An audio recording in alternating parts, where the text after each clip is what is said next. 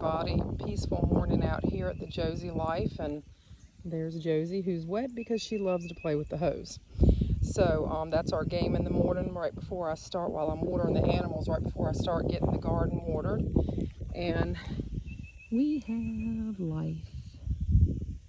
And this has been a really weird planting season out here and this year, and we actually had to start a lot of things late because we've been having such cold nights off and on. And there's my potato plants coming in. I had to protect them. I did get a little bit of frost damage on one of them, but so far they're doing okay. I did cover them, and I'll show you, excuse me for this, this weed paper I have found is a really good cover. It's very lightweight because it's black. It's going to bring in the heat, and I found that this was an actually really good cover. Otherwise, I'll take buckets, black trash bags, but I like this. So far, I'm really happy with its performance, and you can get it pretty cheap, and one roll can be, you know, up to 100 feet. So if you've got large crops, I think this did pretty well. Let me know if anybody else has tried this and liked it. And if you had any pros or cons, let me know those as well. And but we do have some life. And this is the raised bed garden area where I had showed you. It's actually finished as far as the layout. And excuse me for, there it is. And I did leave the front walkway clear because I just, you know, want to be able to get in and out. So I didn't put anything planted here. Next year I might put like one big round pot here, or a raised bed, or I'm not really sure yet, but we'll see. We just keep growing every year. And our onions are really starting to come out. I planted some in pots as well. I do like to plant them around the base, around the side where I'm going to have, these will actually be some Black Beauty tomatoes here. And my little apple tree, my gal, is doing really well. My other trees are doing good. We actually had a really bad storm and we have to re-brace a couple of these trees. Luckily just a couple. Everybody else is standing really strong. So let me take you over here, show you the plum trees now. And I'm really excited about how these are going to turn out. These are the cloth raised beds. I've heard so many good reviews. And let's see, and if you notice, I put some shell in a couple of those plants just because of the calcium, like a slow release calcium. And let's take you over here. Oh, my little hanging strawberries are doing really well since the last time you saw them.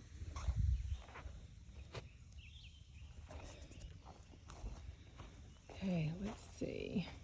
This area I do, if you notice some of the pots are missing, if you watch the other video, I actually have them planted with squash and eggplant, but I had to put them into the little greenhouse that I have to save them so they wouldn't die from the frost. And I'm getting ready to go buy some zucchini probably this weekend. And of course, like I said, you're not seeing a lot of, it's funny, last year by this time I had green everywhere, but it's just one of those years. And you have to go with nature. And this year so far, a lot of my garden is about 3 weeks behind, I would say. Look at this beautiful plum. Look at that baby. Look at it. Yes, Italian plum tree, Italian strong. And this is my other plum tree. And I do need to go ahead and start raking that back and get those weeds out. I'm actually going to be putting a flower bed around that. If you remember last time, this area here is going to be a sitting area. And my husband and I have already came out here with the hammock. And let's see, as you see back here, we have some more life. Our seedless grapes are starting to come up. And I probably will end up taking the center one, because, you know, they're going to run really good. Taking the center one and doing another grape arbor about 6 feet beside this one. But they're already, that one in the middle is actually already tall enough, long enough for me to go ahead and train. And there is my muscadine that I have some, it's actually, I think it's Scotch brand. I can't remember, but anyway, that's a reusable Velcro tape, and it's fantastic. So I'm really excited because you can put it on to where it's just holding the plant on, not too tight, and it really does last, and it's reusable. But there's my muscadine. If you can see, I've already started to train it up the pole. I pruned it back, got the 2 strongest stems, and hopefully last year that little thing produced 2 grapes, so we'll see what we get this year. And one thing I highly recommend is when you have any wood structures, is if you see I have here hanging a carpenter bee catcher, and let me show you the damage. That was my damage. I actually filled that with wood putty, so that's a good tip.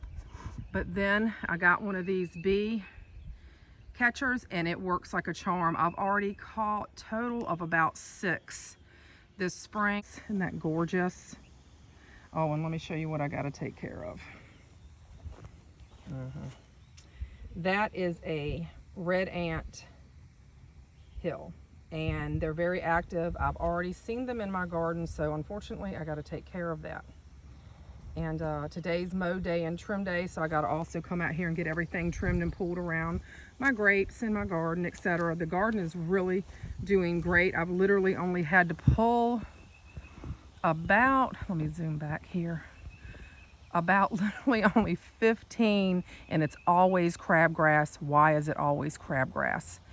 And literally 15 of those I might have pulled out, and you know, all spring at this point. So doing the mulch, doing the layering, the lasagna layering, some people call it back to Eden garden, really helps. Excuse this for right now. This is my thing that I will be doing this weekend, is getting the berries back under control. But I want you to see something. Look at all these berries already. Look at that. And where'd they go? I have babies. I have babies. And I'm going to be actually doing a completely new trellis. I'm actually going to be moving these raspberries, and I'm going to be moving them to give them their whole 12-foot trellis to themselves. And then I also have some runners and things. Or these, I'll tell you, if you're looking for an absolutely gorgeous plant, very hardy, that thrives, the berries are huge, perfect balance of sweet to tart, the Navajo Blackberry. I mean, this plant was literally 10 inches tall when I got it last year. I want you to see this. Hold on, excuse me. Oops. Look at that. And it's all the way, I mean, it's just gorgeous. And look at this. Look at the berries. Already coming on. And I cannot wait to eat those. I'm really excited. I also have, I cannot think of the variety. They actually came from my mother-in-law. They were extremely hardy. They are look beside it here. And again, I'm going to make this whole 12-foot, the thornless blackberries, and then the raspberries, which are mostly all heirloom type raspberries. And I try to go with at least 98% heirloom in my garden. Things that were organically grown, you know, non-GMO, all those things. And that's going to go just actually in front here where this compost heap is, to come out so where I can, you know, keep control of them so they won't be running together. And so the raspberries are going to go here, and the blackberries will be. Blueberries are actually doing really well despite these cold nights that we have. I was able, excuse me, to cover these as well. And as you see, we have blueberries everywhere. These plants are only, well, I don't know how, I think they were probably about a year old when I got them. And so far, I don't know if any of you, where you're having the best luck at getting your blueberries, but so far, the ones that I've gotten from Tractor Supply and Lowe's have thrived. I did order some from some edible landscaping, excuse me, places, and other nurseries that are, you know, within a couple of hours from me, and they're doing okay. But I will say I'm so impressed with the ones from Tractor Supply and from Lowe's. These actually came from Tractor Supply. Two of them produced me, I would say last year, about a half a gallon of blueberries already, and they are about, I'd say about 3.5 foot tall. When I got them, they were probably maybe 18 to 24 inches. I totally forgot to tell you the varieties of these blueberries. The shorter ones here, these are excellent producers. Again, a really good berry, a little perfect balance of sweet to tart. These are actually sharp blues, and I've already given away, this actually sent out runners last year, and I was actually to give away some blueberries last year. And these, I forgot to tell you, these are powder blues. Very sweet, very large berry, very heavy producing. Let's talk about elderberry. I'm so ecstatic right now because when I got these plants, they were literally around 4 inches tall. In just 2 years, they are all over 3 foot tall and are thriving. They're doing really well. And I've got 4 of them currently, but I'm hoping, I think a couple of them I can actually get some babies from, but my goal is to have 8 to 10 elderberries. If you're looking for a medicinal plant that you can also make, jams and things out of, they actually don't recommend you eating them raw so much because it can cause you like a tummy ache, etc. So again, always really research before. Don't go by anybody's word, including mine. Do your own research when it comes to medicinal fruit, when it comes to medicinal herbs or anything, because it's very powerful. And I'm just really excited. I cannot wait. I'm hoping that I get a little bit of berries from these plants this year, but we'll see. Rosie, come on, girl. Where's my girl? Where's my girl? There she comes. 90 miles an hour. Come on. Where you at? You're supposed to be right beside mommy. Where you at? Yeah. Hey, let's talk cilantro. Comes back every year. This came back from last year, and like I said, things really did well. A lot of herbs did well growing them in the upturned cinder blocks, as you see. And I just this is my last weed patrol I have to do, and as soon as I pulled the weeds from around this, it quadrupled in size. Let me show you what I did. I hung these up here. These are old bridle racks that I had a friend of mine give me when she moved. And they work fantastic as bucket holders. So when you're out here harvesting, you just hang your bucket up so you're not having to bend or hold the bucket the whole time. And this is what I did. Excuse the zip ties, I still have to trim them back. But I have them on all my berry trellises. Excuse me for making you dizzy. Let me turn you off and I'll come back to show you. Also hung them on my grape trellises as well. Now these are the metal ones, so these obviously are going to last a lot longer, and the other ones, they might eventually break during time, maybe a few more years because it is plastic.